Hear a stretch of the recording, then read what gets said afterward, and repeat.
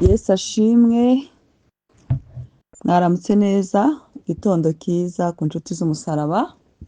Nongeye kubaramutsa, guhoberana kwera, bimwe Pawulo yahora atubwira atari ku muhoberane guhoberana kwera. Ntekereza ko ibintu byose mu bakristo byakabaye kuba birangwa n'urukundo. Iri jambo vuze mu ryumve, byakabaye kuba birangwa n'urukundo. Umwami Yesu atwuzuzemo urukundo. Iyo usomye ijambo rivuga ku rukundo, icyanditswe abantu bose bazi kivuga ku rukundo, urukundo rwihanganira byose, urukundo rubabarira byose, urukundo noneho hasoza havuga ngo nako hagati haravuga ngo udafite urukundo ngo ameze nk'icyuma kirenga. Murabyumva? Udafite urukundo ameze nk'icyuma kirenga. Niyo ngo twari dukwiye guhoberana, gusuhuzanya urukundo, ugasuhuza umuntu ufite umwuka w'urukundo. Biriya bintu byambara amavuta mu buryo burenze, kubera ko urukundo ni Imana. Hari ukuntu kera nakundaga kuramya Imana, nazamura amaboko nkumva ubwiza bw'Imana buramanutse. Noneho tekereza rero iyo uri gusuhuza abantu n'urukundo, kubera ko uzi ko mu mutima wawe harimo urukundo, uramusuhuza ukabona umuntu ntashaka kukurekura. Hari abantu b'inshuti zanjye iyo muhobe numva nezerewe, nkavuga wabagaye amakuru, kandi n'ejo twari turi kumwe. Ibyo bivuga iki? Urukundo. Pawulo rero ndabaramukije mu rukundo, nanjye urwo rukundo muri iki gitondo ndarubaramukijemo. So mwaramutse mute rero, mutera agatoki hejuru twaramutse neza, ababashije gukomeza kutwumva no kudukurikira mutera agatoki hejuru. Ndashimira abantu bakomeje gukurikira intwaro zose z'Imana. Ni ukuri ntabwo ari icyigisho cyiza kubera Ange. Ejo narimo mbwira umuntu ko ibyigisho byose nigishije njya nsubira inyuma nkabyumva nkavuga ko se ngiye nakugisha ikintu nk'iki mu bwenge bwanjye se kirimo? Ntabwo mu bwenge bwanjye kirimo. Nicyo kikwereka ko ari icy'umwuka. Iki cyigisho rero kijya kuza ni nkaho Imana nakunda kuyisenga nkayisaba gukiranuka, nkayisaba, ariko iza kumbwira ngo Ange, ariko hari ikintu ubuze intwaro z'umwuka, ubuze kwambara intwaro z'umwuka. Mu by'ukuri nari nzifite ariko mu kajagari, ariko ntazi ko arizo. Izi ntwaro rero dukeneye kuzambara ngo kugira ngo duhagarare ku munsi mubi, ngo kugira ngo tutagira Satani ataturiganya. So tugeze rero ku yindi twiga gukiranuka. Ejo twize iki? Hari kimunyibutse. Ejo twize ijambo ry'Imana, ariyo inkweto zihamye cyane, ari kuba tayari gutanga ubutumwa bwiza. Uyu munsi rero tugiye kwiga iyindi. Yitwa kwizera. Noneho Pawulo yagiye kuyivugayo aravuga ngo hejuru ya byose, haleluya, ngo hejuru ya byose. Niko avuga 6:16, ngo hejuru ya byose, ngo hejuru ya byindi byose. Ya byindi byose twavuze, ngo hejuru ya byose. Hano muri Bibiliya yacu ngo ikigeretse kuri byose. Iyi ni Bibiliya yera, ariko Bibiliya ijambo ry'ivuga ngo hejuru ya byose, ngo ikigeretse kuri byose mutware kwizera nk'ingabo, ariko muzashoboza kuzimisha imyambi ya wa mubi yaka umuriro. Noneho ya myambi yaka umuriro, murabyumva? Natwe ubwacu turi umuriro, ariko na ya myambi yaka umuriro. Namwe mubimbwira ukuntu ibyo bintu mwavuga ko byoroshye. Izi ntwaro zose z'Imana turazikeneye, ngo mwambare intwaro zose z'Imana ngo kugira mubashe guhagarara mudatsinzwe n'uburiganya bwa Satani. Ngo kuko tudakirana n'ibifite inyama n'amaraso n'umubiri, ahubwo dukirana n'abatware n'abafite ubushobozi n'abategeka iyi si y'umwijima n'imyuka mibi y'ahantu ho mu kirere. Iyo numvise iri jambo mpita mbona dukwiye no kubabarira, kuko burya umuntu watewe aterwa n'iyi myuka. Wowe ukibwira ngo uri gukirana n'uwo muntu, reba kumbe ni imyuka y'ahantu ho mu kirere, ni abategeka b'iyi si. None si ubona abavandimwe bava inda imwe b'amaraso bari gushwana, bari kurwana, wibwira ko ari iki? Ati ni abategeka b'isi bakoze ako kazi, cyangwa n'imyuka y'ahantu ho mu kirere? Kuko Gahini nta muntu wamuroze. Gahini yatewe n'imyuka mibi y'ahantu ho mu kirere, yibwira ko icyaba cyiza ari ukwica umuvandimwe we. Bari babiri ku isi, haleluya, bari babiri ku isi, bari n'abavandimwe bahuje amaraso, ariko yatewe n'imyuka y'ahantu ho mu kirere utamenye. umwuka w'ishyari uramuzabiranye. Iyo wumva ibyakozwe n'intumwa ahantu henshi wumva ngo bazabiranywa n'uburakari. niko bagenda bavuga ngo ibya Yesu batera imidugararo ngo bazamiranywa n'uburakari. Ukibaza ngo uburakari bwavuye he? Mm? Wakwibaza ngo uburakari bwagiye buva he muri abo bantu? Ni ukuvuga ngo ni imyuka y'ahantu ho mu kirere.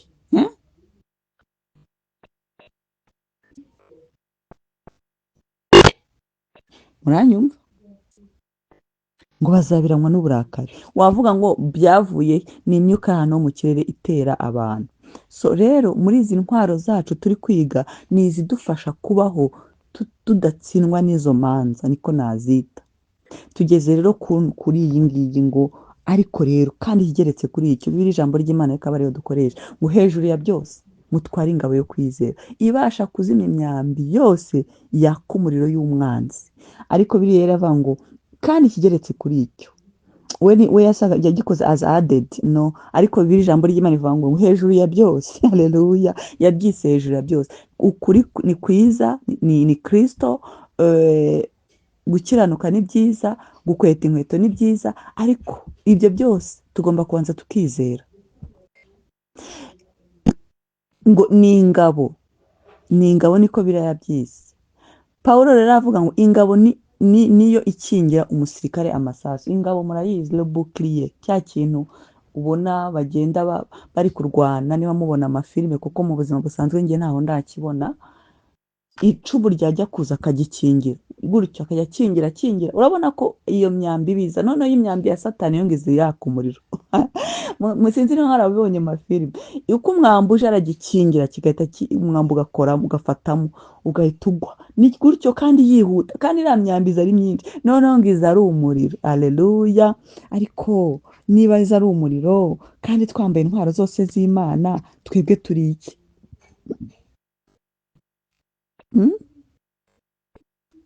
Twebwe turi iki?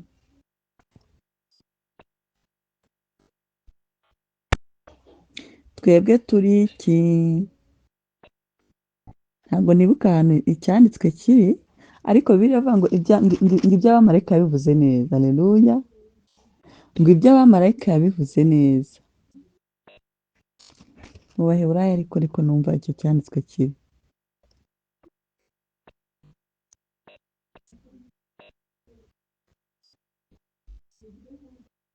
Iby'abamarayika yabivuze neza ngo abahinduye umuyaga, ngo ariko tukaba duhinduye ibirimi by'umuriro. Ni ukuvuga ngo ibirimi by'umuriro niyo haza iriya myambi turabizimya. Ni ukuvuga ngo ni ukumenya akarangamuntu kacu, identite yacu niyo ivuga ngo haranditswe ngo. Ubundi nta kindi kintu Kristo yatsindishije Satani muri buriya butayu, yamutsindishije ijambo ryo kwizera. Haleluya. Yaramubwiye ngo haranditswe ngo. Ryari ijambo rimubwira ngo urashaka kunyereka ko ibintu biri negatifu, ariko ndagira ngo nkwereke ibyanditswe byavuzwe. Ku munota wa nyuma aramubwira ngo ntukagerageze Imana yawe, kuko Satani yaremwe n'Imana. So rero batanze illustration nk'ingabo. Ingabo niyo ikigira umusirikare amasasu y'imyambi. Ukwizera kurinda umwizera gushidikanya ku Mana, kwihagararaho mu bigeragezo no gutsinda ubwoba. Mwuka wera mpaye kwizera icyo ari cyo mu gitondo, ndimo ndabimeditaho. Arambwiye ngo kwizera ni imbaraga ikugaruriramo imbaraga. Ni imbaraga imwe ikugaruriramo indi mbaraga mu gihe wumva imbaraga z'umutima zagiye. Iyo mbaraga ikubwira ko atari byo, ngo ariko hanje ko bagiye kukwirukana ku kazi, katumva iti ntabwo bazanyirukana, kandi niyo byagenda gute ubwo Imana izaba yabishimye, izaca izindi nzira. Niko Shadrake, Meshake na Abedinego bavuze ngo naho Uwiteka atadukiza tuzakomeza tumwizere, tuzakomeza tumwiringire. Abaheburayo bavuga kwizera, haranditse ngo ukwizera muri Bibiliya y'ijambo ry'Imana ni ukwiringira ibyo twiringiye, ariko mu magambo meza ni ukwerekana ibintu tutabona. Ngo bene ibyo byiringiro ni ibitadukoza isoni, ni ibyiringiro twiringira mu gihe kizaza. Abana banjye baziga, ariko ntubifate mu buzima busanzwe ngo urumva ko ndi gucuruza ngo nzagura amazu ngo nyakodeshe ngo njye za Dubai ngo hanyuma abana banjye baziga. No, uzavuga ngo kuko Uwiteka ari kumwe nanjye bizashoboka. Kubera iki? According to my past. Baravuze ngo, baratwigishe ngo iyo ushaka kureba gukora kw'Imana ureba ibyo yakoze, ukareba ibyo yaremye, ukareba ibyo yagukoreye mu buzima bwawe, track records, ukavuga ngo kubera ko Imana yakoze ibi izakora n'ibindi, izakora n'ibindi. Ukavuga ngo Imana si itanga kubyara, igatanga guheka, igatanga kurera, bazaniga. Biravangwa ariko muhumura abana banyu bazigishwa n'Uwiteka. Iri jambo Uwiteka ntiyavuga minervari, no, yavugaga ko no na spiritual mu buryo bw'umwuka no gukura bazakura bigishwa n'Uwiteka. Umuntu yakubwira ngo umwana wawe dore ni umuswa, dore oya, umwana wanjye azigishwa n'Uwiteka. Iryo ni ijambo ryo guhamya, ryo kwizera. Ni ukwereka ibintu tutabona, tukavuga ngo marigre bitagaragara tuzabibona. Yakobo yigeze avuga ikintu. Yakobo yaravuze ngo instead yo kuvuga aho kugira ngo uvuge ngo ngewe nzajya aha n'aha, ahubwo wari ukwiye kuvuga ngo Imana nibinshoboza nzajya aha n'aha. Murabyumva? Nzajya ibunaka. Ngo wari ukwiye kuvuga ngo Imana nibinshoboza. Muranyumva? Tumye numva nkumva igitabo cya Yakobo. Ngo wari ukwiye kuvuga ngo Imana nibinshoboza nzajya aha n'aha. Siko bimeze? Ya. So rero muri Yohani 1:5 yavuga ngo kuko ikibyaye n'Imana cyose gitsinda isi. Icyabyawe n'Imana cyose gitsinda isi. Mwibwe ko twatangiriye mu kuri, kandi ukuri ni Kristo, no kwakira agakiza ukagahagararamo. Ngo kuko ikijyanye n'Imana cyose gitsinda isi. Ngo kandi itsinda isi ni ukwizera kwacu. Haleluya. Iri jambo riraremereye cyane. Ngo kandi itsinda isi ni ukwizera kwacu. So rero Pawulo ajya kugereranya ingabo, cyari ikintu kinini kandi kiringaniye, cyafashaga umusirikare guhagarara mu kwirinda amasasu. Dukomeza tugaruka ku ijambo umusirikare, kuko burya turi abasirikare. Ntituba turi mu ngo turi abasirikare ba Kristo. Ku buryo iyi myambi yazaga yaka umuriro, ariko mwa bantu mwe babigenzaga gute? Ku buryo imyambi yaka umuriro, ariko niyo mu mwuka ngira ngo y'umwanzi.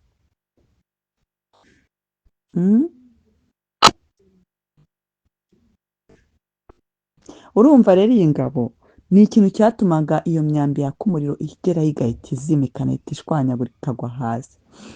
Mu buryo bw'umwuka rero Pawulo aha umusirikare wa Kristo ibikoresho byo mu rugamba rw'umwuka. Iyo ingabo y'ukwizera ni ukwizera kutari santima gusa. Hari ukwizera kuba muri santima, hari n'ukwizera kuri naturel n'abapagani bagira, n'abatazi Imana bagira. Ariko ahangaha turavuga kwizera dushobozwa na Kristo. Ni ukwizera gushingiye ku Mana, ku mwami wacu, ku isezerano ry'Imana. Ngo ejo narabwiye ngo dufite ijambo ryahanuwe, ngo rya Yesu Kristo w'i Nazareti. Iryo jambo ryahanuwe tukavuga ngo kuko umwami Yesu ankunda ndi amahoro. Ngo naho haza ibyago byinshi ndi amahoro. Ngo naho naca mu ntambara ndi amahoro. Ngo tuvuge iki se? Ngo niba umwami wacu ari mu ruhande rwacu, umubisha wacu ni ngo niwe uzarenganya intore ze, ngo kandi ari we zitsindishirize, ngo yicaye iburyo bwa Data dusabira, ntawe uzazirenganya. Haleluya. So, ni ukwizera rero kuva mu isezerano. Ni ukwizera kuvuga ngo umwami Yesu turi kumwe, nzanesha. Ataravuga ngo ngiye nzanesha ku giti cyanjye, ntibikunda. Ngo bamwe biringira amagare n'amafarashi, abandi biringira ibigirwamana. Ngo ariko twebweho tuziringira Imana yacu. Murabyumva?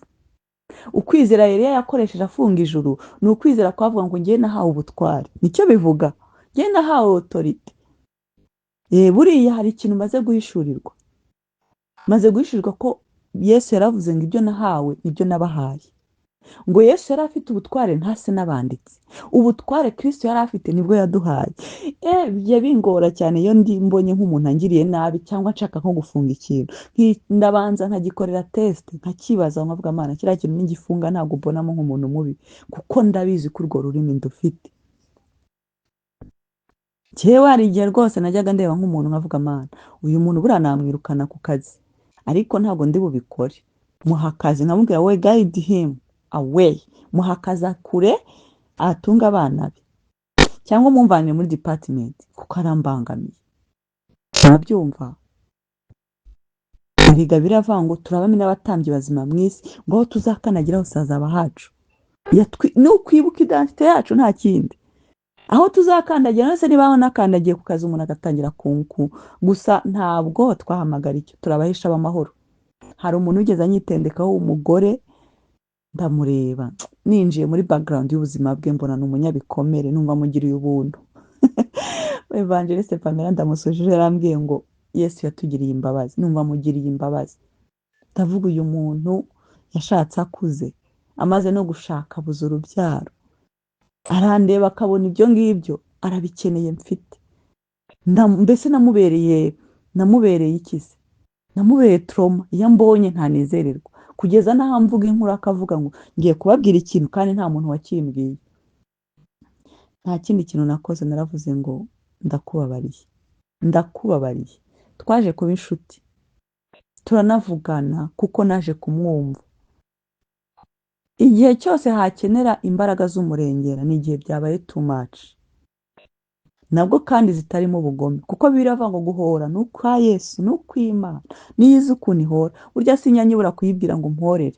Dawidi niwe wajyaga avuga ngo abana babo babe imfubyi muri Zaburi 109, ngo inzira zabo zibunyerere, ngo ibigoyi bateze bibagire gute, bibafata ubwabo muri Zaburi 35. Ariko nkatekereza ko uyu mwana wavutse ku mugore w'umurozi ni umwana. Bibiliya iravuga ngo nkunda abankunda ngo kandi abanshakana umwete bazambona. Nkibuka ko mu bisekuruza byacu harimo abantu bagiye bakora ibintu nk'ibyo, baterekereye, batubashya Imana, bari abarozi, ariko twavuyemo. Nkunda abankunda kandi abanshakana umwete bazambona, byarango ngo mpora gukiranirwa kugera ku buvivo, ngo ariko unkunda agakora ibyo gukiranuka. Twayikunze Imana idukura muri ubwo rukiryi, idutandukanya nabo. Uwo mwana nawe ntitwari tukumbuye kumusabira ngo nyina apfe, dukwiye kumusabira ngo nyina abone urumuri. Birashoboka kuko Uwiteka ngo Kristo yapfiriye abari munsi y'isi yose bose, ngo bose, ngo kuko Imana yakunze abari mu isi bose. Ntabwo yigeze ivuga ngo yakunze bamwe, yakunze abari mu isi bose. Ngo nicyo cyatumye itanga umwana wayo w'ikinege, ngo kugira ngo umwizera wese atarimbuka. Birashoboka ko uwo mupfumu yakwizera, birashoboka ko uwo murozi yakwizera. Ntabwo dufite guciraho abantu iteka ngo nuko tubafiteho ubutware. Iyo wigeze avuga ijambo nakunze, aravuga ngo ucyoreye ngo ubusa Uwiteka aje namubwira iki? Ngo navuga se ko narenganyije umugaragu wanjye? Kubera ko abantu ntabwo tubafiteho ubutware butuma twabagirira nabi. Tubafiteho ubutware bwo kubahesha amahoro, tubafiteho ubutware bwo kubabwira ngo birashoboka ko namwe mwaba beza, birashoboka ko mwakiranuka. Pawulo yakoresheje ijambo nakunze ngo erega natwe twahoze turi umwe muri abo, twahoze turi umwe muri bo.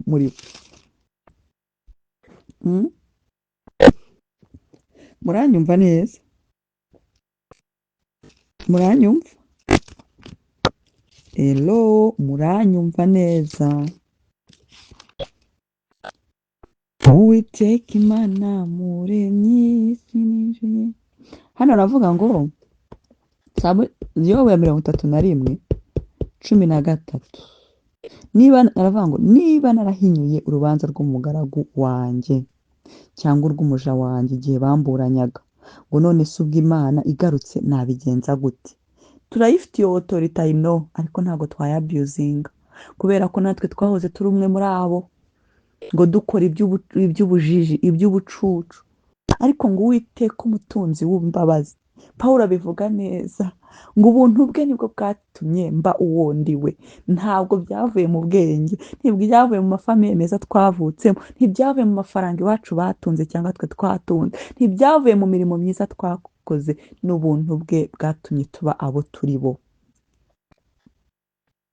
Muranyumva neza? So tugaruke gato rero iwacu, tugaruke ku isezerano ry'Imana.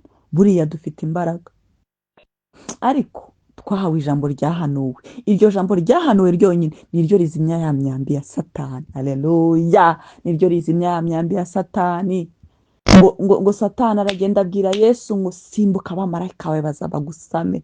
Aramusubiza ngo haranditswe ngo ntukagerageze Uwiteka Imana yawe. Ni ukuvuga ngo ingabo ni ijambo rigukura mu kigeragezo, ni ijambo rikubwira ngo, bakakubwira ngo for example hari nk'abantu bari bavuze ngo uyu mwaka ngomba gupfa, ariko nkajya numva umwuka niwe waje no kunsengera akajya ambwira ngo sinzapfa nzarama, ngo ntekerereze abantu ibyiza Uwiteka yakoze. Nibyo muri ino minsi nawe n'abantu batatu barambwira ngo anje bari baguteza urupfu, kandi kuko nararubonye.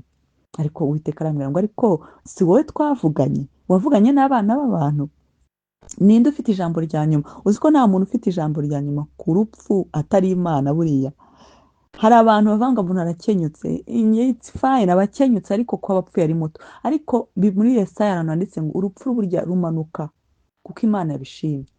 Hari igihe Imana iravuga ati uyu muntu azanaruha mu gihe kizaza. Nibyo yabwiye Hezekiya, atuma umuhanuzi ati genda ubwire uriya mutipe yitegure agiye gutaha. Ariko biravuga ngo nyuma yongerewe igihe cyo kubaho. Igihe cyo kubaho nicyo yakoresheje ubugoryi. Aragenda yereka umwami w'Abakaldayo iby'agaciro, babatwaraho minyago. Yatashye neza kuko Imana yari yaramusezeranyije ko yasize akoze dega. Muranyumva? So dufite isezerano rero ryahanuwe rizimya iyo myambi yose. So ukwizera kwacu gushingiye no ku nshingano zacu mu bumwe na Kristo. Ni igikoresho cyo guhagarara imbere y'ibitero by'umwanzi, ubwoba, gushidikanya n'ibinyoma. Umva wajuru we, uhora unyibutsa ya magambo, mu gihe cy'imanza, mu bihe by'ibinyoma, n'umukunzi. N'umukunzi ni rya jambo wibuka rikakubwira ko aho hantu uri buhave. ngo Aburahamu atwaye umwana we ku rutugu amujyanye kumutamba, yari afite agahinda kenshi. Namwe muragera urugendo yagenze umunsi wose mwumva ari urugendo rworoheje, ariko ngo yageze aho ngo yizeye ko hari Imana ibasha no kuzura abapfuye. Yaravuze ngo even if uyu mwana wanjye ari bupfa ariko araza kuzuka. Imana ni Imana ibasha, iri beyond uko tuyitekereza. Ni Imana iza no gukora ibitangaza umwana ntapfe. Ariko ngo aramubwira ngo wanyeretse ko uri umwizerwa, dore igitambo ngikiriye. Ngo aho hantu bahita igitambo cyitwa kizabonwa. Icyo kintu wibwira uti kizagenda gute, kizabonwa. Haleluya, kizabonwa. Ngirironderera ikimazi, niko abarundi babivuga, ni kizabonwa. Icyo gitambo uvuga kizabonwa. Haleluya. Urumva? Kwizera ni ukumenya neza udashidikanya ibyiringirwa ko bitazaba. Ukavuga ngo ndabizi, I know Jesus will make a way. God will make a way where seems to be no way. He make a way in every way. Umwami araca inzira ahatagaragara. Tutizeye ntabwo twabasha kubaho. Kwizera niko kubaho kwacu. Iyo twaretse kwizera ngo umwami ntabwo yishima, ngo Uwiteka arababara kuko batamwizeye, ngo kuko utizera atanezeza Imana. Ngo kwizera niko kwatumye Aburahamu agiye atazi. Umunsi umwe umwami Imana aramubwira ngo haguruka. Ejo bundi mwami Imana yarambwiye ngo aje jya mu masengesho. Ni nko kunjugunya amasengesho y'iminsi myinshi. Ndayibwira Imana, amasengesho ko ntajya nyakora. Njyayo umwuka arambwira ngo kwizera ni ukujya aho utazi, kuko atari wo uzashobora urwo rugendo. Mpita mvuga wow, yinjiyemo. Ariko dore nayarangije. Ni ukwizera ibyo utabona. Pawulo yigeze avuga ijambo ryiza, nkunda no kurisengeramo, nshobozwa ibintu byose na Kristo imbaraga. Ibintu byose ni ibintu bizaza. Haleluya. Ni ibintu bizaza. Twizera ubugingo buhoraho, twizera ko tuzakubirwa inshuro 1000, twizera ko tuzacira imiryango 12 y'Abisiraheli imanza parce turi abera. Twizera ko ubuzima turimo buzahinduka. Twizera ko tuzabona abuzukuruza. Twizera ko tuzabona abana bacu biga. Twizera ko tuzabona agakiza mu Rwanda. twizera ko tuzabona isoko ya revival. Iki kintu ndacyizereye u Rwanda. Ibi byose mubona muzabishaka mu bibure. Ibi byose mubona namwe murabizi. Ntabwo ndi gushobora kubidisitenga, ariko ibi byose mubona itorero riri gucecekeshwa impande zose z'isi. Pawulo yaravuze ngo ijambo ry'Imana rimeze nk'amazi ngo ryishakira inzira. Haleluya. Kuko ngo hari abari kuniha imiriho baririra agakiza k'u Rwanda. Agakiza ntabwo ari aya mazu tureba, agakiza si imihanda myiza, si aya makoti meza duhora twambaye, si iki cyubahiro n'amasipici. Haleluya.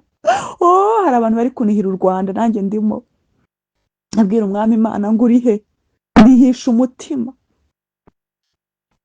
Iyo umuntu yageze aho kuniha nibwo umutambyi aza akavuga ngo icyo wasabye Uwiteka kiguhe, kuko kuvuga biba byanze. Ariko muzajya kubona mubona isoko idudubiza y'agakiza muri iki gihugu. Aba ngaba bavuga ngo ibi birahagaze, nibo bazavuga ngo birabyutse, nibo bazabifungura. Agakiza kagiye guhaguruka muri iki gihugu, hagiye guhaguruka ububyutse. Hari abantu batagaragara. Pawulo yigeze avuga ijambo ryiza avuga ngo dusa n'abaciriritse ariko dutungishije benshi. Hari abantu bari kuniha iminiho, kandi batari kunihira iminiho ngo sekirite, batari kunihira iminiho ngo igihugu gitere imbere, bari kunihira iminiho ngo Mana ibendera ryawe rimanikwe muri iki gihugu, ngo every knee must bow down, amavi yose apfukame, ubundi Jesus avugwe. Ndi mu bazavuga Yesu hano muri iki gihugu umuyaga ukaka. Iryo ni isezerano Umwuka Wera yampaye. Abantu bari mu mazu bajye bumva bavuge mukizwe muhindukire. Muranyumva? Mukizwe. Nta hantu bidashoboka no ku mwami w'Ineneve ngo yambaye ibigunira ngo igihugu cyose. Mwari muzi ko Uwiteka akunda igihugu. Ngo ingabo igihumbi zizapfa zigwa iburyo bwacu, ngo tuve ngo dore ibihembo by'abanyabyaha. Ingabo igihumbi zigomba gupfa, ariko umwami Yesu akavugwa muri iki gihugu. Hariho n'abazaba abamaritiri, hariho n'abazapfa bazize ubutumwa bwiza. Ariko ndagira ngo mbabwire ngo turi kunihira iminihuro kino gihugu, ko ibendera rya Kristo rihagarare. Tugarura agakiza, tubwire abantu ukuntu Yesu yadukuye mu rupfu, tubwire abantu ukuntu Yesu yadukuye mu nzara, tubwire abantu ukuntu Yesu abakunda, tubwire abantu ukuntu Yesu atanga amahirwe ya 9, ya 10, ya 10 na kangahe. Tubwire abantu ukuntu Yesu yanesheje, tubwire abantu ko ibigirwamana byatsinzwe, tubwire abantu ko umwaka w'amahoro ugeze. Umwaka w'amahoro watashye, bamwe ntibabimenye. Tubwire abantu ko dore ibendera rya Yesu riramanitswe. Haleluya. Ntangiye publicité, umukozi w'Imana Rich Ngendahaye afite igiteraniro 29 muri BK Arena. Umuntu wese ufite 5 bye 10 bye, hari ikintu nibutse njye ari gutanga publicité mu rusengero. Nibutse imyaka nafashe indirimbo ye, hari indirimbo ye nasengeyemo imyaka myinshi. Iriya ndirimbo ivuga ngo ndashaka kuba uwo wifuza mwami, shimisha umutima wawe wera, ndambuye ubugingo bwanjye bwose, bwakire wumvirize ukore. Niba udafite 5 byo kujyayo, kuko urumva ni 5 byo kugura itike na transport kujyanayo, mushyigikire mu masengesho. Ahagarare hari kwibendera rigaragara, avuge gukiranuka kw'Imana. Naramwiboneye ibintu araririmba, ni ibintu biri muri we. Yesu yabituje muri we. Nta mbaraga, nta byayo nijye kubanza gushyushya abafana. Oya. Shima Imana ni nziza, isi itararemwa yariho. Niba uzi neza ko zino ndirimbo zaguhaye agakiza, mushyigikire. Send a seed, ohereza intuzi. Ndakwinginze. Ibi ngibi ndi kubivugira kugira ngo tuzane revival muri iki gihugu. Tuvaneho ibintu by'akamenyero. Ibintu by'akamenyero Imana yavuze. Abaramyi bahora bajya kuramya ariko abantu ntibahinduke. Turashaka ikintu gishya, turashaka amazi apfutse, turashaka kubona Kristo avugwa. Niyo mpamvu nabinginze bana b'Imana, uzajya afata iyi audio yajya yitanga n'abandi bayumve. Ni Umwuka Wera, ntabwo ari njye. Nababwiye ngo iyo maze kubivuga nanjye njya kubitega amatwi. kubera ko yatugize ibikoresho. Haleluya. Ngo mu nzu y'inyumba harimo ibikoresho by'icyubahiro n'iby'isoni, ariko niba turi kuvuga ibizura imitima y'abantu, ndababara iyo umuntu yanditse kuri groupe akavuga ngo ndumva mfite agahinda mu mutima. Ntiyaburaye, ntiyabwiriwe, ariko afite agahinda mu mutima. Ndamubaza n'iki kikugije kiguteje agahinda? Wabuze akazi? Ndagafite. Famiye imeze neza, abana bariga, mfite ibyo kurya, mfite ibimpagije, ariko umutima wambaye ubusa. Haleluya. Umuririmbyi umwe yigeze aririmba ngo dore namba y'ubusa ndagusabye unyambike umwami atwambike. Kuva mu ntangiriro from the beginning yabazi ihera arambika yongera atwambike. Ngo ariko dufite umurengezi. Ngo ni mu Bibiliya avuga ngo urababaye senga, urishimye ririmba, urarwaye genda usanga abatambyi bagusiga amavuta. Yatanze option zose zo kuva mu kibazo. Mpamagara ni ukuri ngiye kwidisponibiriza. Nabonye ukuntu abantu bampamagara bakambura, ariko mpamagara nkubwire ijambo ryiza, nkubwire ko Kristo agukunda, nkubwire ko ibyo bizashira, nk'atureho amahoro. Hamagara undi wizeye ko afite umwuka w'Imana, ariko mu mutima womoke, ukomeze urugendo, wongere ufate ku mazi unywe. Ngo Eliya we urakora icyaho, iryo uhaguruka ukomeze urugendo. Dukomeje urugendo rwo gukizwa, dukomeje urugendo. Ngo Bibiliya avuga ngo icyatumye umwana w'Imana yerekanwa ngo ni ukugira amareho imirimo ya Satani. Umwana w'Imana ari he? Yaragiye. Yagiye he? Yasubiye mu ijuru. Yasize nde? Yasize twe. Aranabidusigira ati ibyo data yampaye byose narabibasigiye. Nta ntwaro n'imwe yasubiranye. Nizo zino ntwaro turi kwiga yarazidusigiye. Dufasha abandi, ngo mubwirane amagambo meza, ngo muhumurizanye, mubwire abantu iby'ijuru, musomere abantu inzandiko, mubabwire ko Kristo agira neza, mubabwire ko nubwo baruhijwe Yesu azagaruka, mubakumbuze igihugu cyo mu ijuru, mubakumbuze gakondo iruta indi kuba nziza. Mubabwire ko umwami abakunda, mubabwire ko ari Alufa na Omega, uko yari ari n'ubu akiri, ariko akiri. Mubibutse ibyururutse imitima. Haleluya. Mubibutse ibyururutse imitima, mubibutse. Ngo Kaleba abwira Yosuwa ngo ntiwibuke ibyo Uwiteka yatubwiye turi Kadeshi Barineya? Ntubyibuka? Mwibutse abantu ibyo Uwiteka yavuze. Birashoboka ko bafite amasezerano yo mu nsengero, mubibutse biri muri Bibiliya. Mubabwire ukuntu umwami azura, yazuye Tabita, yazuye bande. Mubabwire ko ari Imana itanga amahirwe ya kabiri. Uweze ko Imana yamuhaye kongera kubaho, imwongera imyaka 15. Mubabwire ko umwami aganira, mubabwire ko umwami ahobera, mubabwire ko umwami akunda, mubabwire ko umwami yeza ababarira ibyaha. Dufite byinshi byo kubwira abantu, dufite byinshi byo gufasha abantu. Nta muntu wari ukwiye kwiyahura afite Kristo, nta muntu wari ukwiye kwiyahura duhari. Umunsi umwe abantu babiri bampamagaye, umwe ampamagara saa 2 undi ampamagara saa 4, bambwira ngo tugiye kwiyahura. Abo bantu n'ubu baracyariho. Nababwiye ibyurutse umutima, umwuka wera aranyobora. Mubwire abantu ko Uwiteka ari mwiza, mubwire ko wabahaye kubyara azabaha guheka, akabaha no kurera.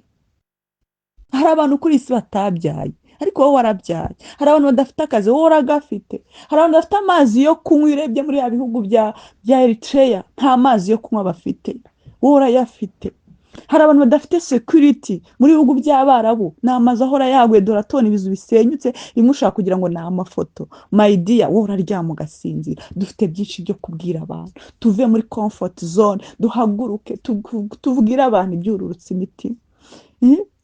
Ufite umuvandimwe uhora uganya, ukeneye inzu, ukeneye etaje, ufite umuturanyi udashaka no kugurira akawunga, ariko urashaka bakugirire neza. Muhindure imyumvire, mugire imyumvire n'akamero ka Kristo. Mugire wa mutima wari muri Kristo wo kugirira abantu imbabazi, wo kumenya abo muri bo, wo kumenya aho mukandagira, wo kumenya ibyo muvuga, wo kumenya n'ibyo mubwira abantu. Dufite ijambo ryahanuwe, ntawe udafite Bibiliya mu nzu ye. Muzikureho akavumbi, muzisome, mubwire ibyo abantu baguye kumva. Muhindure ubuzima. Ndi wowe mbwira, ubyumva, bikore. Ntutegereze ngo pasiteri azabikora. Nta mupasiteri wahamagawe muri Bibiliya, nta pasiteri nzinge mu hano muri Bibiliya, ntawe. Hahamagawe buri muntu wese n'abagize abigishwa, mugende mwigisha abandi. Ngo idini ry'ukuri nirifasha imfubyi n'abapfakazi. Umaking sure ko hari ikintu ukora mu bwami bw'Imana. unless uzaba utari uw'Imana. Uzaba utari uw'Imana. Niba utari uw'Imana uruwande. Ndabasabye muhaguruke muri comfort zone, dufashe abantu, dusure amago y'abantu, tubafashishe ibyo dufite. Ntabwo bisaba ibintu byinshi, musangire, mwe kwirebaho, mwe kwisengera, musengere n'abandi. Nahishuriwe ko igihe cyose ufite imiryango ifite karande no gutera imbere we bikunanira, urazamuka wagera imbere ukongera ukamanuka. Ibyo byambayeho. Mwami Imana arambwira ati Ange, fata amasengesho ngo ukize ibyo bintu by'iwanyu byose biri mu maraso. Satani arerekama amaraso yo mu kinyejana mu gisekuruza 7 yagiranye pacte na Satani. Bagiye bajya gutanga amaturo, bakavuga ngo abana bacu nibadakora ibi muzabakorera ibi. Nibyo biri kugaruka abana b'iki gihe batari kumenya bari muki, n'abagenzi bambaye amaherena ahantu hose. Everything is worse. Ariko barakomeza bareba iby'inyuma, barashora mu bidakwiye kuzunguka. Iyi si yoboye n'isi y'umwuka, mufungura amaso. Haleluya.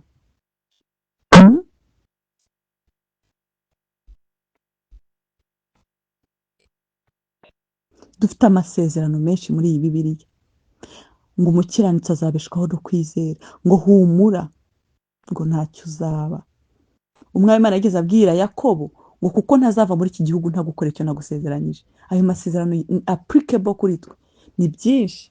Kwizera rero ni ugushinga imizi kuri ibyo twasezeranyijwe, ngo turi abaragwa ndetse abaragwa b'Imana.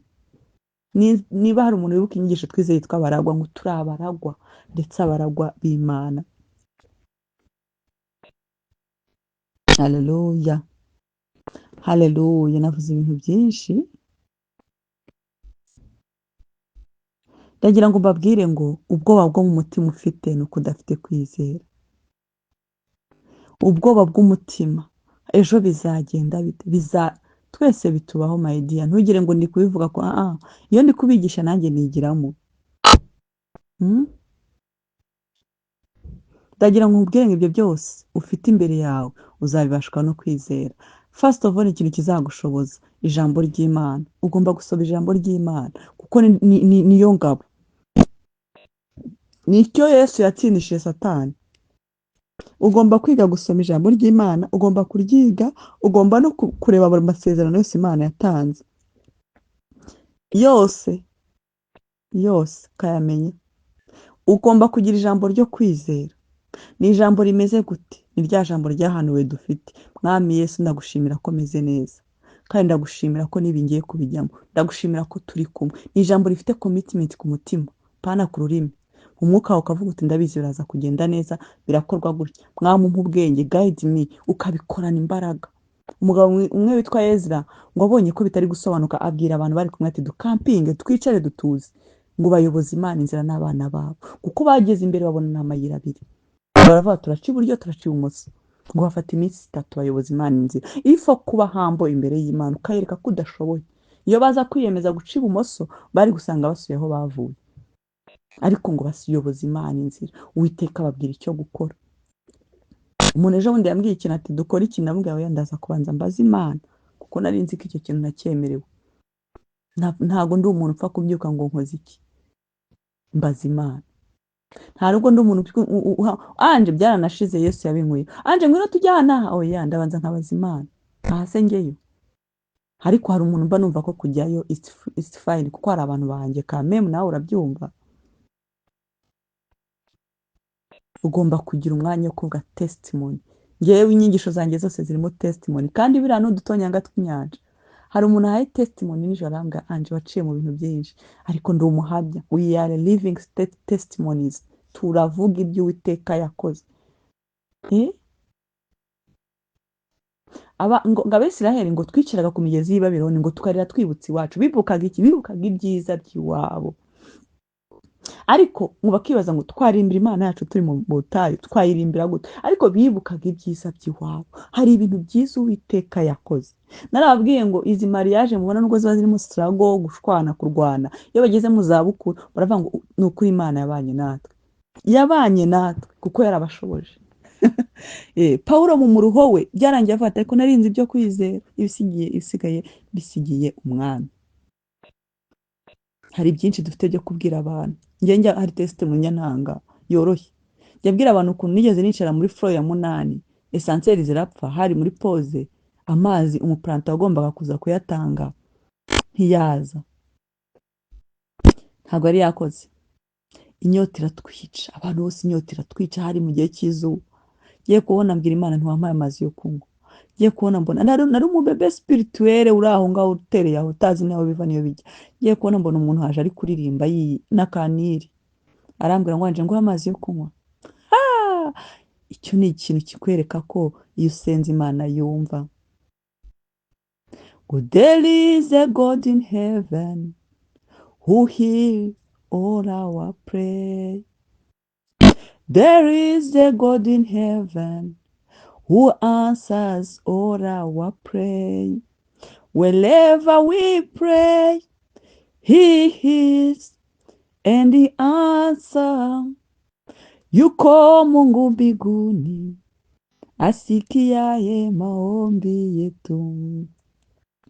Yuko Mungu mbinguni anajibuye maombi yetu. Oh, wherever we pray, He hears and He answers. Nta sengesho na rimwe Imana itumva kereka iry'umunyabyaha.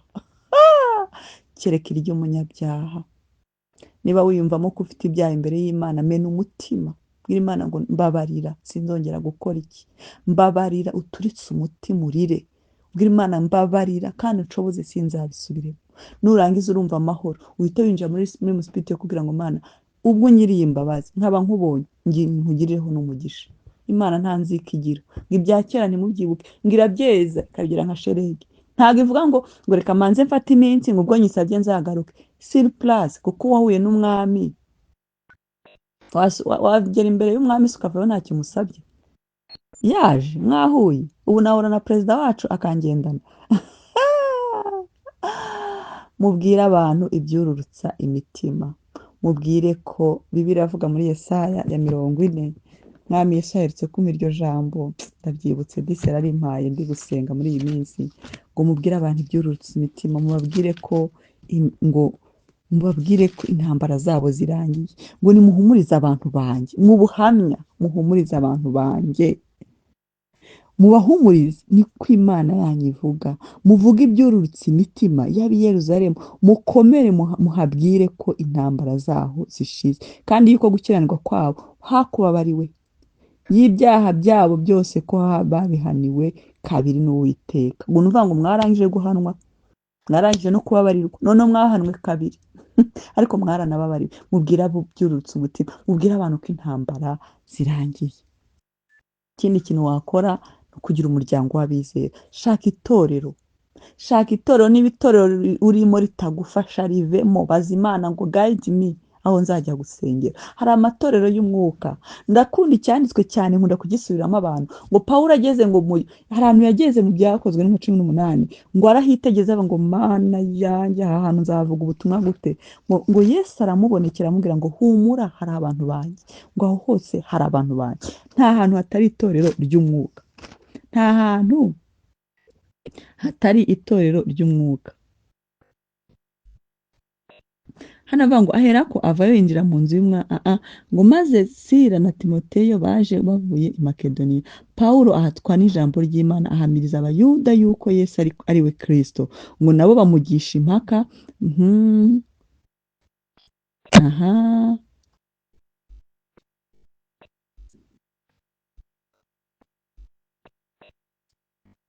Ngo Pawulo ntabwo nibukana yavuze ngo agira ubwoba, ariko hano ngo kuri 9 ngo maze umwami Yesu aramubonekera. 18:9 abonekera Pawulo nijoro mu nzozi, aramubwira ati ntutinye, ahubwo uvuge we guceceka, ngo kuko ndi kumwe nawe, ngo kandi nta muntu uzagutera kukugirira nabi, ngo kuko mfite abantu benshi muri uyu mudugudu. Haleluya! Nta hantu Uwiteka adafite abantu be, nta hantu Uwiteka adafite itorero ry'umwuka. Nubwo mubona insengero ariko hari ahantu hari abanyamwuka. Bisaba Imana rero kudahura nawe. Bisaba Imana rero kutaza guhura n'umunyamwuka. Arahari, quelque part arahari. Uza kukubwira ibyurutse umutima. Uza kukubwira ati akavuga ati nuko numva nshaka gusenga nzajye nsengera hehe. Arakubwira ati njye hari itorero nzi rifite umwuka wera. Naha naha. Ngenda yazi muzajye mubimbaza nzi amatorero hano mu Rwanda afite umwuka wera. Haleluya! Ariko ntabwo ari njye wagayidinga, mwuka yari ugayidinga umuntu according icyo amushakamo muri iryo torero. Either icyo azigiramo cyangwa icyo ajya gukoramo. Mwuka yari niwe ubimenya. Ashaka no kukohereza icyangugu. Murakoze cyane rero, ndagira ngo mbabwire ngo mubwire abantu ibyurutsa umutima, mubabwire ko Imana ibakunda, mubabwire ko intambara zabo zishize, mubabwire ko bizagenda neza. Kwizera ni ukumenyekanisha ko ibintu byose bizagenda neza, kandi kuko bizagenda neza. I know bizagenda neza, kubera ko hari intambara maze igihe ndi gucamo, ariko finally nkumva umwuka arambwira ariko kandi ibintu bizagenda neza. So ndabakunda, umwuka wera aganze kwizera mu mitima yanyu, akuzuzemo, kubemo kurusha n'ibindi byose. Pawulo yavuze ngo muri ijambo ry'Imana ngo hejuru y'ibyo mwuzuzemo kwizera mu mitima yanyu. Twuzemo kwizera, tuvuge ibyurutse imitima, tuvuge ibikomeza abantu, tuvuge ibituma abantu bakomeza urugendo.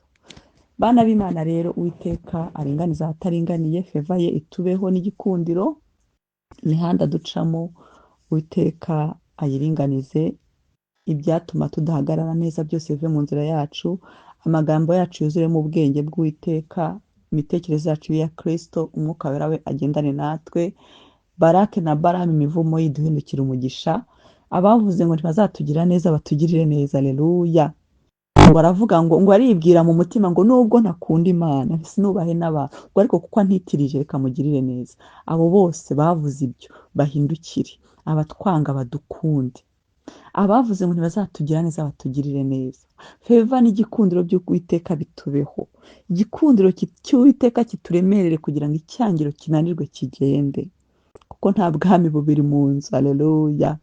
Neza Uwiteka itubeho, Uwiteka aho umugisha imirimo y'amaboko yacu. Shalom, shalom.